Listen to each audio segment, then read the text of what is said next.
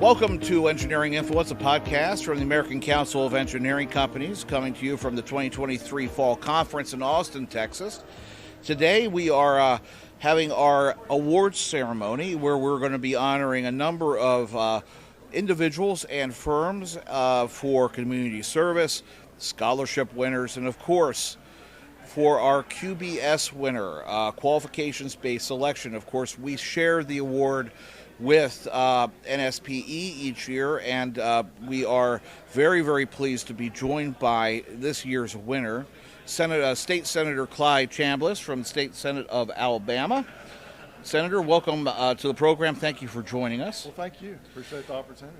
It's nice that not only are you winning the QBS award this year, but you are also a professional engineer. You're a member of the industry, and you're one of the few people in politics, I'd say, elected both federally and locally, who actually understand what QBS is and why it's important.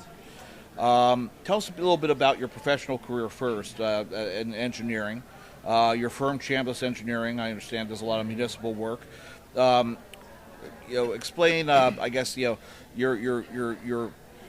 background in engineering and kind of the firm and how it operates in the state. Sure. I'm a civil engineer. And when I graduated from college, was fortunate enough to go home to be the assistant county engineer in my home county. I never thought that would be possible. I didn't know that opportunity would be there. So I was able to do that. And as a county employee, I kind of heard things about people using their position for, ordering parts and materials. And then one day I actually witnessed that firsthand. I went to each of my commissioners and said, told them what had happened, and they were all incensed and going to do something about it. A year later, they had not done anything about it, and I felt like it was my duty and obligation to do something about it. So I put my name in the hat for county commission and was fortunate enough to win that election. So we started from there, and then a few years later, because of the different changes and things of life, I decided to go into my own business, started my own firm back in 1999, and that provided me some flexibility to do the political things that I needed to do and wanted to do, and just worked in the municipal realm all these years, water, sewer, wastewater, stormwater, those type things, and it's always been an issue for me. Especially when I've been undercut by other engineers that don't have errors and omissions insurance, that have operate very, very low overhead, and people assume, they're an engineer, so they're fine. They're going to be good as any. It's all good. Well, it's not. We need to know that those that are designing facilities are not only have the health and life safety abilities to look at that, but are also covered when we make mistakes. Exactly. Because we're humans, and we do. So just all those things over the years really has pushed me to really be a staunch advocate for qualifications-based selection. And it's a good process. It's a tried and true process. It's not something that's new. We want to go to the best doctor for our particular ailment, and we need to go to the best engineer for our particular problem. And it's that, and it's the law, Brooks Act. It is the law, and the state should follow it. That the project should be based on the qualifications of the engineer, the back work, or past work, competitive nature, not on cost. Exactly. And that is the most efficient use of taxpayer dollars to ensure the best result from the investments that's made. And you've been an advocate for that, and that's culminated, of course, in strong QBS legislation that was passed and signed into law by Governor Ivey. Explain that. I got to talk about that a little bit, getting to that point and having the law passed and signed into law, and now, what was that like for you? Well, it's a process, and it's not something, I have this idea and you just go get it done. And we as engineers are more used to that. Here's the problem, here's the solution, let's go get it done. And that's probably why there's not as many engineers and technical people in politics as we need, and I would strongly encourage all of my colleagues out there, engineering-related colleagues, to get involved. And people ask me, well, how'd you do it and that kind of thing? Well, get started out at a committee, the planning commission, whatever, at the local level. There's always a need there. So that's how I kind of started getting involved in politics, and then it advanced over the years. But the second part of that is, I guess number one, you got to be involved. Number two, you got to have relationships. You got to build relationships. And I've told my kids all of their lives, almost everything in life is about relationships. And you can like it or not, but that is the way it is. And you have to have those relationships. So when qualification-based selection comes to a body of 140 legislators in Alabama, I'm the only engineer out of that 140. Exactly. You're the only one who's experienced it and understands it. Exactly. So how do I help them understand the need for this? Especially when you have other folks out there, it's just anti-competitive, and they're just wanting to, so I have to explain it and help them understand. So number one, I have to kind of have a relationship with them before that. Right? Exactly. Because if they don't know me, how are they going to trust me? And that reaches out even if I'm not a legislator. If I'm an engineer, I have locally elected officials. You need to be reaching out to them, especially in the off season. Go to lunch, go to breakfast, coffee, whatever.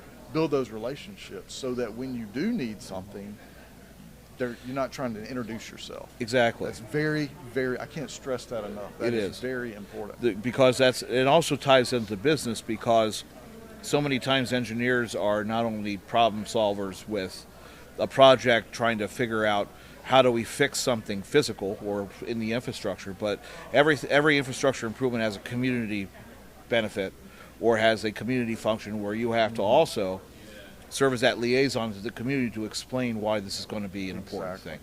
And it's that the softer skills, which aren't taught in engineering school, of course, it's just like business and everything else, but it's those things that are essential to success. And to your point, building those relationships, especially with legislators and their staffs, explaining the situation, making them understand it over, and building that sense of trust is critically important, so that when you get to a point where you might see an opening to introduce a piece of legislation or to support a piece of legislation, they're already going to be with you. Exactly. And you just carry it over the line. I mean, being the only engineer in the state Senate, how difficult was it for you to bring your colleagues on board and to get them to understand? Were you able to kind of compare it to other professions and say, okay, well, you're a doctor or you own this kind of a business. Think of it this way. How did you approach those different professions? You're right on target. You're right on target. You got to know who your audience is. Yeah. Obviously, if they have any engineering, like children that are engineers, parents that are engineers, that helps. Yeah. Because you can talk in their language, they understand a little bit better. Most of the time, that's not the case. They don't know anything about qualification-based selection. They don't know anything about engineering. Yeah. So you have to formulate some type of strategy that will help them understand what you're saying.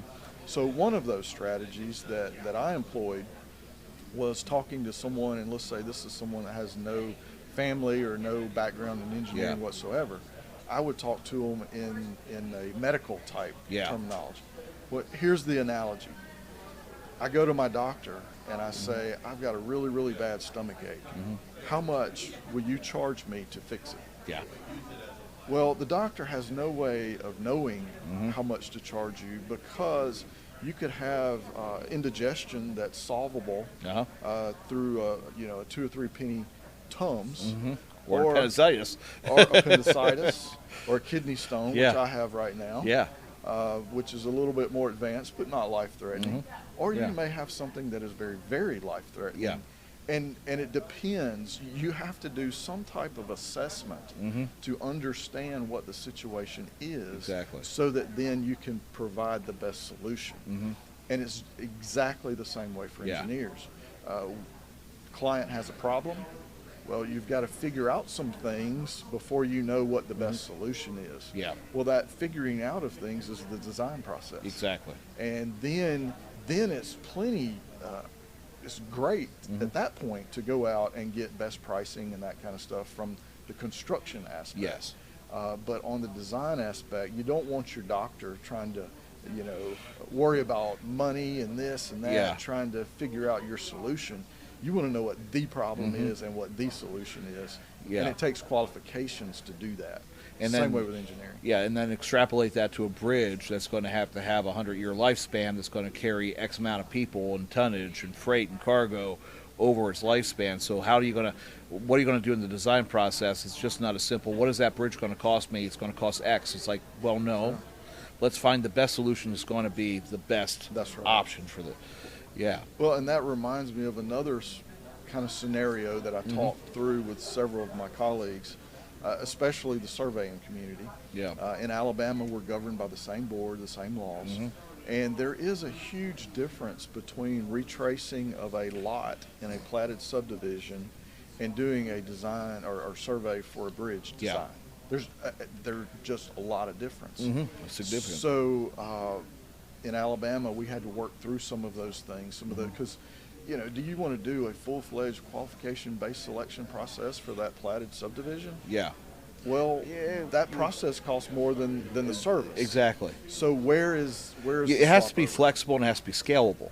Exactly. Right, and you have to have the ability to say, okay, well, to your point, it's a level of complexity, right? So it's for a survey, for a plot, for a housing development, okay, that's a little bit more straightforward. But when you're dealing with a bridge, or dealing with an overpass, or replacing a pipe system that needs to be replaced, that's a whole level of complexity if it's different. Exactly. And you have to have the flexibility to still be able to choose based on the specifications of the job, and not be hamstrung by some artificial barrier for price. So in Alabama, where we settled, and I know every state's different, but where we settled was, if it is a survey for just a boundary, that does not have to go through a QBS process. Anything above and beyond that does have to go through a QBS. So is that ideal or the best?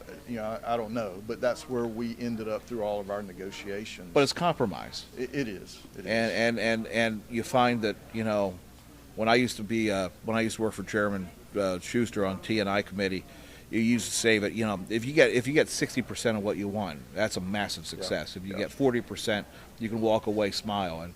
You're never going to get 100%, but you got to find that place where everybody comes together.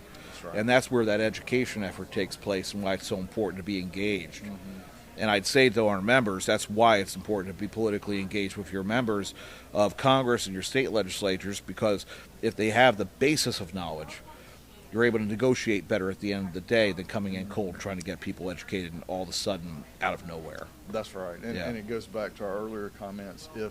If those people that you're trying to influence, whether it's legislators, local elected officials, code agencies, whatever, if you have that relationship and that trust before you need to ask the question, it is so much better for everybody, for them as well. So absolutely. Build those relationships. We can't stress that enough. Congratulations on the award. I think it's a perfect example of a state. You've led the charge for this. You've gotten it across the finish line. It's signed into law. It's a reasonable, smart QBS bill that passed and is now law. So how's it feel, I guess, personally to get some recognition for it? Well, honestly, I'm very, very honored, but I also feel like this is not an individual effort. There are a lot of people who put a lot of effort into getting us to that point. People that did a lot of things that I couldn't do, like some of the language and all the Roger Gillen he was with Volkert at the time. I mean, a rock star when it came to sitting with me and with my colleagues who had issues and talking through all of that, and then he helped write the language that satisfied, that middle ground, that compromise, and compromise has a negative connotation sometimes. But when you reach it, it shouldn't be a negative. That's the thing. Compromise shouldn't be negative because it means that you've worked through a lot of hard things and you've found a solution to complexity. Well, and I like to tell people, you don't compromise your ethics and your morals. Yeah. You don't compromise those. Mm-hmm. Other than that, most everything you have to compromise in life. And, the other partners, like NSPE, Renee Casillas in Alabama, she's just a rock star with us as getting this passed and coordinating. Just, you all know her and all that she does. And just, and I'm sure I'm leaving out people right now on the spot, but in practicing engineers, Randy Horton in Alabama, that did a lot of work, a lot of help, and we had a particular person in a related profession that had the ear of our pro tem, and Randy Horton did a lot of work with our pro tem to help him understand so it was a lot of people working together. It wasn't a single person. It takes a team effort to do this kind of thing. And any other state that needs to put this type of legislation in place, it will take a team effort there. And anything I can do to help, let me know. And look at Alabama as an example, and to see how it all came together. And it's not impossible. I mean, it looks like you might have if you're in a state which is has kind of an anti-QBS bent to the legislature, you have, it's not impossible. You just got to do it the right way. That's right. And it can happen, and I think it's a testament to that fact. So congratulations again, Senator Chambliss. Look forward to seeing you at the awards luncheon a little bit later today, where we can officially honor you on the award. And thank you for all your work on, behalf of the people of Alabama, and of course as an engineer in the engineering industry. So really appreciate your time. Well, thank you. It's just an honor for me to be here and just receive this recognition on behalf of all of the folks who had a hand in making this happen. Well, fantastic. And thank you for joining us. This has been a episode of Engineering Influence, a podcast from the American Council of Engineering Companies, coming to you from our 2023 Fall Conference in Austin, Texas. And our coverage is brought to you by HDR, fantastic sponsors of our program and keeping our podcast going. So thank you again for sponsoring HDR, and we will see you next time.